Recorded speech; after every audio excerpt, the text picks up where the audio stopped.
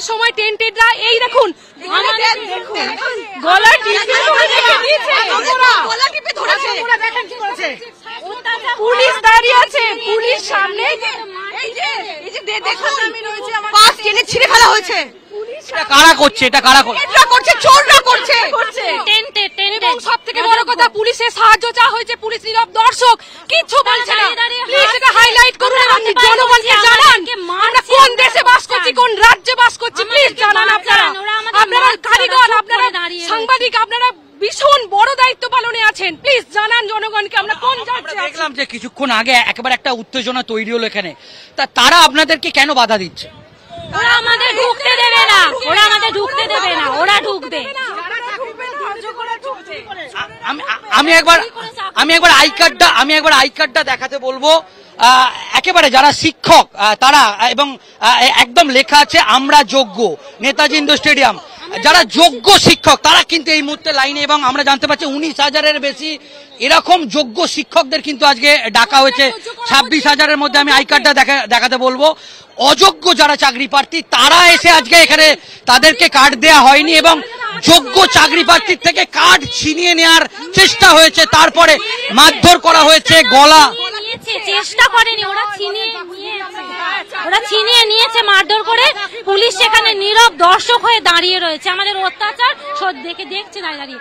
ওরা পুলিশের ছত্রছায়ায় রয়েছে। ওকে যখন মারছে পুলিশ, আমি 5 জন দাঁড়িয়ে আছে, আমি বলছি আমার বান্ধবীকে মারছে, আপনারা বাঁচান, এখানে দাঁড়িয়ে আছেন কেন? বলছে আপনি চলে যান না। আমি ওকে ছেড়ে আজকে মুখ্যমন্ত্রীকে আপনারা কি বলবেন? আমরা এটাই বলবো যে আমরা যে অবস্থায় আমরা ছিলাম, আমরা যোগ্যতার বেসিসে আমরা চাকরি পেয়েছি, আমরা সেই চাকরি আবার আমাদের নিজের স্থানে ফেরত পেতে চাই। আমরা কোনো পরীক্ষা দিয়ে যেতে চাই না, কোনো রকম আপোষে যেতে চাই না, আমরা কোনো রকম ভাবে পরীক্ষাও দিতে চাই না। কেন পরীক্ষা দেবো আমরা? কেন অন্য পথে যাব? আমরা কোনো মতেই আমাদের নিজের জায়গা ছাড়বো না। কিভাবে উনি আমাদের চাকরি ফেরত দেবেন সেটা আমরা জানি না, উনি ভেবে দেখুন। একেবারেই আমরা দেখতে পাচ্ছি লম্বা লাইনটা একেবারে দেখাবো। যোগ্য যারা চাকরিজীবী, যারা চাকরি করতো তারা কিন্তু এই মুহূর্তে লাইন, একেবারে 3টে লাইন। এবং এই মুহূর্তে আমরা দেখলাম যে কিছুক্ষণ আগেই একটা উত্তেজনার পরিস্থিতি তৈরি হয়েছিল। যারা অযোগ্য তাদেরকে কিন্তু আজকে এখানে মুখ্যমন্ত্রী ডাকেনি, যারা যোগ্য প্রার্থী। আমি আরেকবার গলার আই কার্ডটা আমার সহকর্মী অর্ঘকে দেখাতে বলবো, যে গলার যে আই কার্ডটা আমরা যোগ্য, 7 এপ্রিল 2025 দুপুর 12টা, নেতাজি ইন্ডোর স্টেডিয়াম। যারা যোগ্য চাকরি প্রার্থী তারাই কিন্তু এখানে লম্বা লাইনে দাঁড়িয়ে আছে। যারা চাকরিজীবী, এই সমস্ত শিক্ষক তারা কিন্তু এতদিন এই বিশ্ববিদ্যালয়ে বা এই স্কুলগুলোতে তারা কিন্তু পড়াতেন, এবং তারাই আজকে যে লাইনটা নেতাজি ইন্ডোর স্টেডিয়াম থেকে শুরু হয়েছে সেই লাইনটা একেবারে বাবুঘাট ছাড়িয়ে গেছে। আমরা যেটা জানতে পারছি প্রায় 19,000-এর বেশি এই ধরনের যোগ্য প্রার্থী তারা এই মুহূর্তে লাইন দিয়ে আছে, এবং তাদের যেটা বক্তব্য যে আজকে তারা যখন মুখ্যমন্ত্রী মমতা বন্দ্যোপাধ্যায়কে তারা সামনে পাবে, তারা একটা দাবি তুলবে যে তারা আবার ফের পুনরায় স্কুলে ফিরতে চায়। তাদের যে ছাত্ররা তারা তাদের জন্য অপেক্ষা করছে। কিছুক্ষণ আগেই একজন এইরকমই যোগ্য শিক্ষক তিনি আজ তাক বাংলাকে জানালেন ফের তারা ফিরে যেতে যায় স্কুলে, এবং এই মুহূর্তে আমরা ভিড়টা দেখাচ্ছি, এই লাইন পুরো ছাড়িয়ে চলে গেছে, অনেকটা বাবুঘাট ছাড়িয়ে চলে গিয়েছে।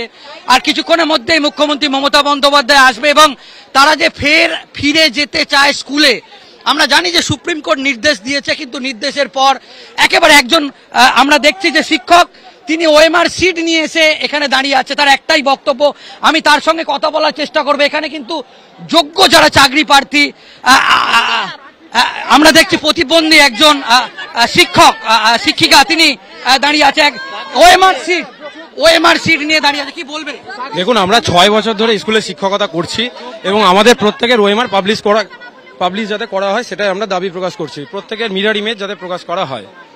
ওই এসএসসি আরটিআই এর উত্তর দিয়েছিল পরীক্ষা হয়ে যাওয়ার 3 বছর পরেও ওনাদের কাছে সম্ভবত মিরর ইমেজ রয়েছে, যদি থাকে সমস্ত মিরর ইমেজ প্রকাশ করার দাবি জানায়, সমস্ত ওএমআর ওয়েবসাইটে আপলোড করার দাবি জানায়। যারা অযোগ্য, যাদের সাদা খাতা রয়েছে তাদের বাদ দেওয়া হোক, কিন্তু আমাদের যে ওএমআর গুলো আছে এবং আমাদের যা তালিকা নামের তালিকা সেটা যাতে প্রকাশ করা হয়, এবং তালিকা যেখানে জমা দেওয়ার সুপ্রিম কোর্টে অনেকবার জমা দেওয়ার কথা বলা হয়েছে, 2 বছর ধরে বলা হচ্ছে ওনারা প্লিজ জমা দিন।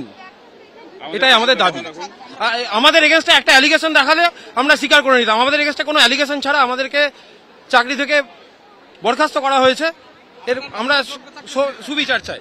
একেবারে আমি একটু দেখাতে বলবো আমার সহকর্মী অর্ঘ্যকে, এই শিক্ষক তিনি কিন্তু তার নিজস্ব যে ওএমআর সিট সেটা তিনি হাতে নিয়ে দাঁড়িয়ে আছে। একেবারে আজ তাক বাংলায় একান্ত আমরা এক্সক্লুসিভ আরেকজন পরীক্ষার শিক্ষক, তার যে ওএমআর সিট শিক্ষিকা, কারণ তারা একেবারে যোগ্য, তারা দাবি করছে এবং তারা যে পরীক্ষায় পাস করেছিল তার উপযুক্ত প্রমাণ তারা দেখাচ্ছে, তার যে সিগনেচার। কি বলবেন? কিছু বলার নেই, কিছু বলার নেই। মুখ্যমন্ত্রী মমতা বন্দ্যোপাধ্যায়কে তো সামনে পাবেন, কি বলবেন? উনি নিশ্চয়ই আমাদের জন্য ভাববেন। একটাই দাবি, আমাদের চাকরি ফিরে পেতে হবে।